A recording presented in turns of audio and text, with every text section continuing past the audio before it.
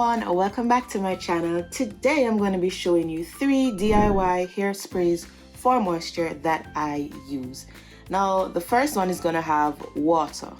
Yes, simply water. Not tap water, however, deionized or distilled water. So just purchase a bottle of water and use that. Now you can use this water as is, or you can add some glycerin in it. Glycerin is a humectant, meaning it pulls moisture from the atmosphere, and we want to keep the hair moist to prevent breakage and other damage.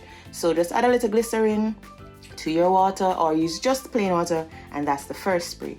Now the second one has water and aloe vera gel. Now I'm just going to be putting about 3 tablespoons of aloe vera gel, and this is a store-bought gel.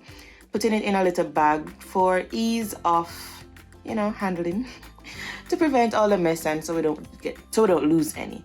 So I'm just squeezing it into the bottle. I cut the tip off the bag, and this store-bought gel and water mixture is superb. You just shake it up and you're good to go. Now, my hair is very dry, so I tend to add glycerin to all my daily sprays, except for the last one that I'm going to do in this video. So just adding a little glycerin here, and then you can add essential oil of your choice for a nicer to smell. I'm using peppermint because of the various benefits, and I love that tingling feeling on my scalp. It's great for growth, and so I'm just putting 10 drops in each bottle, and I only fill the bottles halfway because I'm gonna have to use them all. So I didn't want to make a whole bottle of it, so I'll put the measurements down below in the description. Now the final one is, yes, our good aloe vera plant. Now I cut this chunky baby outside from my backyard garden, and I just put a little cling wrap on the table, and you'll see why in the end. Now you have a curved side and a flat side, so you're gonna peel the leaf away on the flat side.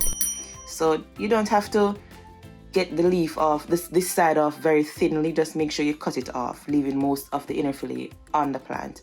Then you just grab a spoon and literally just scoop away, and this is the easiest way to get all the lovely gel out of the leaf without having to stress yourself and having it slip out of your hands. Then you just use the edge of the spoon to scrape the leaf, and you see all that juice coming off. You get everything when you use this method to peel your aloe vera leaf. I'm even scraping the flat side to get everything off, and then I simply just put all of this goodness in my blender and blend it up, and you see what I do with it in the end. So using the cling wrap gives me the ability to literally get everything in the blender without having a messy surface and without losing any. So I just blended it up for about 2 to 3 minutes until it's completely liquid, and it will foam. So I have my little handy dandy stocking foot here that I strain things through just to prevent any of the pulp from getting into the spray bottle. Number 1, it will block your straw, and number 2, it will leave pieces in your hair. So once you're blending aloe vera, it's always good to strain it through fabric or through a thick stocking. This is not the regular stocking. This is the one that they call the ladies' tights. That is really thick and dark. So now I'm just going to be adding it to my bottle. And you see that little green color it has? It tends to turn pink or purple after a while, but don't mind that.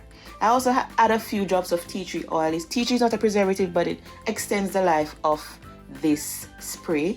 I also added some lavender. You can add an essential oil of your choice just to give it a nice little smell. And lavender also have good properties for the hair.